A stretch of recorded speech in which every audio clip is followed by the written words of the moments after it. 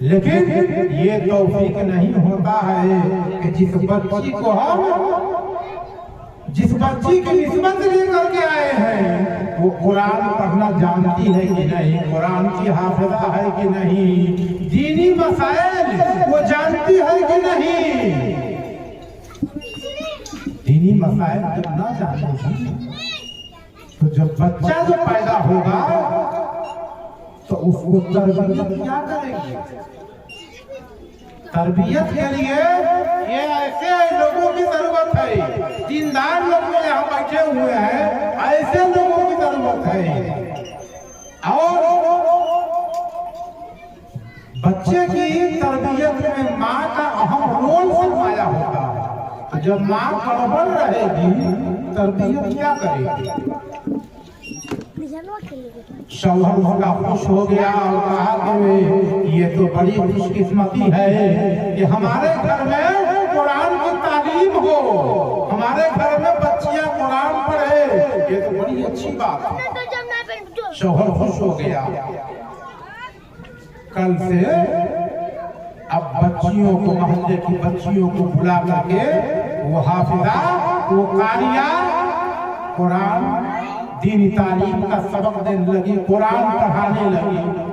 1 साल पढ़ाया, 2 साल पढ़ाया, 4 साल पढ़ाया, यहाँ तक के 40 साल कुरान की दर्स देती रही। 40 साल तक कुरान पढ़ाया। कितनी खुशकिस्मत थी वो हाफिजा। आखिरकार 40 साल के बाद मौत का वक्त करीब आ गया। मौत बरहक है। आज लोग कहते हैं ना, हमारे समाज के लोग कहते हैं करीब साहब दिल्ली में गए होते तो बच गए होते। करीम साहब को फला जगह ले गए होते, बहुत अच्छा झाड़ फूक होता है, वहां ले गए होते तो बच गए होते। बिरादराने मिल्लत इस्लामिया करीम साहब को अमेरिका ले जाते तो नहीं बचते, इसलिए कि मौत का वक्त मुतय्यन है। मौत का वक्त मुतय्यन है और कौन कहाँ मरेगा वो भी मुतय्यन है। मौत का वक्त और जगह ये मुतय्यन है अल्लाह की तरफ से। कारिया की मौत का वक्त करीब आ गया। कारिया बिस्तरे अलाला पर पड़ गई, बीमार पड़ गई। कारिया बीमार हो गई, बहुत ज्यादा बीमार हुई, यहाँ तक कि उस कारिया का इंतकाल हो गया। बगदाद शरीफ में कोहराम मच गया। मगरिब में ऐलान हुआ, मगरिब में ऐलान हुआ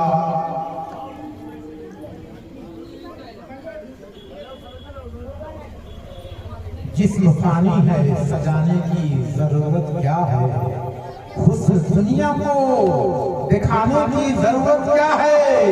आमाल ऐसे करो कि रूह से खुशबू आए। मियाँ इत्र कपड़ों पे लगाने की जरूरत क्या है, इत्र कपड़ों पे लगाने की जरूरत क्या है। कारिया का इंतकाल हो गया। मगरिब में ऐलान हुआ कि बाद नमाज ऐशा कारिया का आलिमा की नमाज जनाजा फला कब्रिस्तान में अदा की जाएगी। ऐलान हो गया। कोई मरता है तो आपके यहाँ ऐलान होता है? ऐलान होता है? ऐलान हो गया। सारे लोग कारिया की नमाज जनाजा में शरीक हो गए। नमाज जनाजा पढ़ी। अच्छा, नमाज जनाजा पढ़ना भी ये बड़ी खुशकिस्मती है। ये और बात है कि मैं बहुत सारे लोगों के नमाज जनाजा को पढ़ाया भी, पढ़ा भी, लेकिन जैसे हमारे मंसूर आलम साहब को अपने वालिद मोहतरम का जनाजा नहीं मिला, वैसे ही ना हमने अपनी अम्मा की नमाज जनाजा पढ़ी, नहीं हमने अपने अब्बा की नमाज जनाजा पढ़ी। क्यों? इल्म दीन हासिल करने के लिए, इल्म दीन हासिल करने के लिए मैंने अपनी माँ की नमाज जनाजा नहीं पढ़ी और अपने वालिद मोहतरम का भी नहीं पढ़ा। काफी लोगों की भीड़ हुई और एक कफन चोर भी बगदाद में रहा करता था। चोर बहुत किस्म का होता है, कोई बकरियां चुरा लेता है। अल्लाह का शुक्र है बकरियां बहुत चोरी हो रही है, हमारे आलिम भाई की नहीं चोरी हो रही है। अल्लाह ताला इनकी बकरियों की हिफाजत फरमाए।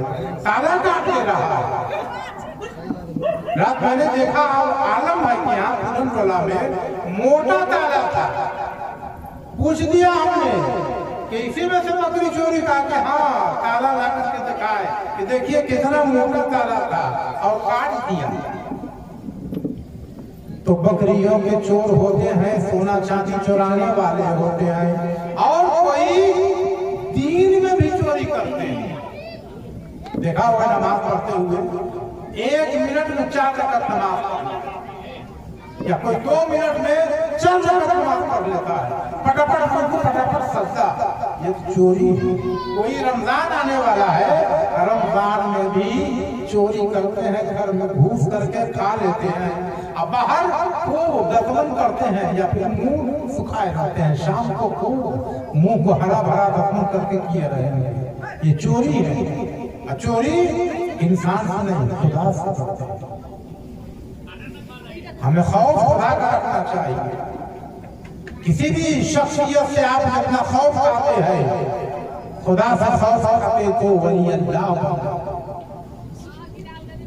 दफन कर दिया गया उस लड़की को कब्रिस्तान में। जनाजा हुई, वो कफन चोर भी जनाजे में आया, जनाजा की नमाज पढ़ी, सारे लोग मिट्टी दे करके अपने घर चले गए। आइए कफन चोर जब सारे लोग घर चले गए तो ये कफन चोर फिर कब्रिस्तान पहुंचा, कब्र के पास गया और ठीक से चारों तरफ निगाह दौड़ाई, निशान लगा दिया कि कहीं रात में भूल करके जिसका कफन हम चोरी कर चुके हैं, कहीं दोबारा उसी की कब्र न खोद दें। निशान लगा दिया और घर चला गया। तो जब कारिया बीमार हुई तो कारिया ने अपने शौहर से कहा कि मेरे प्यारे शौहर, बगदाद शरीफ में एक कफन चोर रहता है, जरा उसको बुला कर ले आए। शौहर ने कहा खैरियत तो है, कहाँ कुछ बातें करनी है। कफन चोर को उनके शौहर बुला करके ले आया। कफन चोर डरते डरते आ रहा है कि आज कारिया को मेरी जरूरत क्यों पड़ गई। डरते डरते कारिया की खिदमत में हाजिर हुआ। कारिया ने पर्दे के पीछे से एक सोना चांदी की थैली फेंक करके दिया और कहा इसे रख लो। कारिया ने कहा क्या है? कहा कि तुम्हारी मजदूरी है, एडवांस बुकिंग मैंने पहले कर दिया। कहा तुम्हारी मजदूरी है? कहा कि खुशी में। कहा कि है कफन चोर, तुम्हारा काम कफन चुराना है और तुम्हारा पेशा भी वही है, तो मैंने तुमको एडवांस इसलिए दे दिया है कि मेरे इंतकाल के बाद मेरा कफन चुरा करके मुझे मुर्दों के नजदीक शर्मिंदा मत करना, अपनी मजदूरी ले लो। मेरे इंतकाल के बाद तुम मेहनत से भी बच जाओगे और हम बेपर्दगी से भी बच जाएंगे। मेरा कफन मत चुराना। सोने की थैली जेवर जेवरात जो मिल गया, वादा किया कि कारिया हम आपका कफन तो क्या आपके कब्र के करीब नहीं जाएंगे। थैली लेकर के झूमता हुआ घर आया। बीबी इंतजार में है कि आज मेरे शौहर को कारिया क्यों बुलाएंगे, कारिया क्यों याद किया। जैसे ही थैली लेकर के पहुंचा है, बीबी ने पूछा ये क्या है। कहा ये सोने चांदी की थैली है, इसे रख दो। कहा कि कारिया ने दिया। कहा कारिया ने दिया है। कहा क्या है कारिया ने। कहा कि ये थैली में सोना चांदी का जेवर तुम्हें दे रही हूँ, पहले ही तुम्हें अपनी मजदूरी तुम्हारे हवाले कर दे रही हूँ ताकि तुम मेरा कफन मत चुराना। कहा अच्छा ये बात है। कारिया कहने लगी, कफन चोर की बीवी कहने लगी कि लगता है कि कारिया का कफन बहुत ही कीमती है, इसलिए पहले ही तुमको एडवांस बुकिंग कर दिया है ताकि कफन बच जाए कीमती। चोर की बीवी, कफन चोर की बीवी ने कहा कैसा करो कि थैली भी रख लो और कफन भी मत छोड़ना। इस कफन चोर की नीयत खराब हो गई, नीयत बदल गई। कहा ठीक है मोहतरमा, ठीक है। उसके बाद अल-मुख्तसर यह है कि कारिया का जब इंतकाल हो गया, ये रात के 12 बजे कब्र पर पहुंच गया। 12 बजे रात में कब्र पर पहुंचा, चिट्ठी हटाया, तख्ता हटाया और सामने कारिया का कफन चमक रहा था। कारिया का कफन चमक रहा था। पैतन्नी में खड़ा हो गया और कफन को खींच लिया। वाह रही आलिम भाई कब्रिस्तान के करीब रहते हैं, जब सो के उठते हैं तो कब्रिस्तान नजर आता है, सारे मुल्कों से जान पहचान है। लेकिन आलिम भाई को कहें कि जरा चले जाइए कब्रिस्तान 12 बजे रात में अकेले, आलिम भाई हमारे आलिम भाई की हिम्मत डोल जाए। कफन खींच लिया और जैसे ही कफन खींचा, लड़की उठ करके बैठ गई और बोलती है सुभान अल्लाह। जिस लड़की को दफन कर दिया है, लोगों ने जनाजे की नमाज पढ़ी है, गुस्ल दिया है, कब्र में दफन कर दिया है, वो लड़की बोल रही है सुभान अल्लाह। ये हैरान हो गया, परेशान हो गया, ये तो मरी हुई थी, ये बोल रही है। आज तक किसी मुर्दा ने ऐसा नहीं किया जैसा ये लड़की ये कारिया कर रही है। घबरा गया, कांप गया। कारिया कहती है कि अरे मुर्दों गवाह रहना, एक जन्नती का कफन चोरा रहा। ये कफन चोर बोला कि कारिया आपने तो कुरान की खिदमत की है, कुरान पढ़ा, कुरान पढ़ाया, नमाज पढ़ी, रमजान के रोजे रखी, तहज्जुद पढ़े, नवाफिल पढ़े, तो ये तो हमें यकीन है कि आप जन्नती हैं। अब मुझे आप जन्नती कह रही है, ये बात समझ में नहीं आ रही है। कहा कि हाँ तू भी जन्नती है। कहा कैसे? कहा तूने मेरी नमाज जनाजा पढ़ी है। कहा पढ़ा तो है मगर सवाब के लिए नहीं पढ़ा, कफन चोरी करने के लिए। मैं नमाज जनाजा पढ़ता हूँ इसलिए कि जब जनाजा के बाद मिट्टी देने जाऊंगा तो वहां अपना ठिकाना बना लूंगा, पहचान लूंगा कि यही कब्र है, यही कब्र है। कहा कि ठीक है, पढ़े तो है। कहा कि कारिया ये क्या कर रही है? पढ़ा है मगर चोरी के इरादे से पढ़ा है। कारिया कहती है कि अल्लाह के बंदे ऐ मेरा कफन चोरी करने वाले, जब मेरा आखिरी वक्त आया तो मैंने रब की बारगाह में दुआ की, रोई गिड़गिड़ाई कि रब्बुल आलमीन 40 साल तक मैंने तेरे कुरान की खिदमत की, दीन की खिदमत की, और अब मेरा आखिरी वक्त है, मैं अब दुनिया को छोड़ के कब्र में जा रही हूँ।